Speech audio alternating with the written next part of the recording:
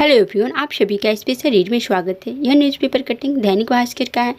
प्रारंभिक स्कूलों में शिक्षक के लिए 2.5 साल तक चली नियुक्ति प्रक्रिया, 42,000 का ही चयन, अनोखी बहाली, आरक्षण का गणित नहीं समझ पाए अफसर, शिक्षकों के 90,762 पदों में आधे रहे खाली। आश्चर्य, 10 लाख ट्रेंड अभ्यर्थियों को नौकरी का इंतजार, फिर भी पद रह गए खाली। पद खाली रहने की 3 वजह हैं।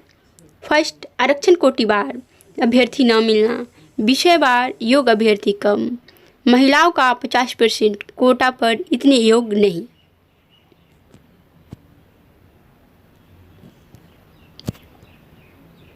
बिहार में बेरोजगारी दर लगभग 14% है, यानी राष्ट्रीय औसत से लगभग दोगुनी। 76% स्नातक उत्तीर्ण बेरोजगार हैं। साथ ही बीएड और डीएलएड उत्तीर्ण बेरोजगारी की संख्या 10 लाख से अधिक है। बावजूद इसके बिहार के स्कूलों में शिक्षक नियुक्ति के लिए योग्य अभ्यर्थी नहीं मिल रहे हैं।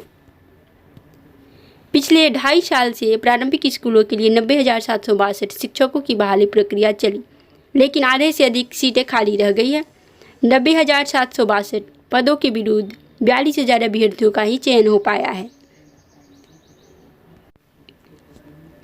इनमें करीब 40,000 को नियुक्ति पत्र भी दिए जा चुके हैं। सीटें खाली रहने का बड़ा कारण यह है कि अफसर आरक्षण के गणित को समझ नहीं पाए। नतीजतन आरक्षण रोस्टर के हिसाब से योग्य अभ्यर्थी नहीं मिले। महिलाओं के लिए भी 50% सीट आरक्षित है। योग्य महिला अभ्यर्थी भी नहीं मिल पाई। विज्ञान, गणित व भाषा विषय के अनुसार भी अभ्यर्थी नहीं आए। देरी के कारण क्या? कोरोना, चुनाव, विज्ञापन में खामी, बार बार कोर्ट में चुनौती। कोरोना महामारी पिछले 2 साल के दौरान तीनों लहर में बिहार में 3 बार लॉकडाउन लगाया गया। इसका असर सरकारी कामकाज पर भी पड़ा। इससे शिक्षक भर्ती समेत तमाम बहाली प्रक्रिया बाधित हुई। न्यायिक कई बार लगा कोर्ट का स्टे। NIOS से 18 माह का डीएलएड कोर्स करने वालों को पहले बहाली में मौका नहीं दिया गया। यह मामला हाई कोर्ट पहुंचा। फिर दिव्यांग आरक्षण को लेकर कोर्ट में नियुक्ति पर रोक लगाई गई थी। चुनाव 2020 में 20 चुनाव और 2021 में पंचायत चुनाव की आचार संहिता के कारण भी अटकी रही भर्ती। विज्ञापन में खामियां। विज्ञापन में स्पष्ट नहीं था कि कक्षा 1 से 5 तक के लिए डीएलएड प्रशिक्षित को प्राथमिकता मिलेगी, लेकिन 17 दिसंबर 2019 को विभाग ने पत्र जारी किया कि डीएलएड वालों को प्राथमिकता दी जाएगी। इसे बीएड अभ्यर्थियों ने हाई कोर्ट में चुनौती दी। यह मामला साल भर तक अटका रहा। बाद में हाई कोर्ट ने पत्र को गलत करार दिया। फिर प्रक्रिया शुरू हुई तो रोस्टर क्लियरेंस भी बड़ा पेच रहा। सामान्य प्रशासन विभाग की गाइडलाइन के अनुसार अधिकतम 50% आरक्षण होगा।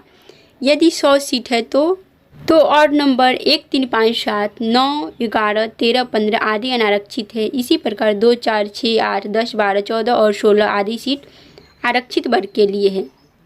इस हिसाब से अगर किसी जिले में 100 पंचायत इकाई में भी कक्षा 1 से 5 तक के लिए एक सीट है तो आरक्षित वर्ग के लिए एक भी सीट नहीं मिलती। इसे देखते हुए जिला को रोस्टर क्लियरेंस के लिए इकाई माना गया। फिर किसी पंचायत में BC, किसी में OBC, किसी में SC, किसी में ST के लिए सीट रिजर्व हो सकी।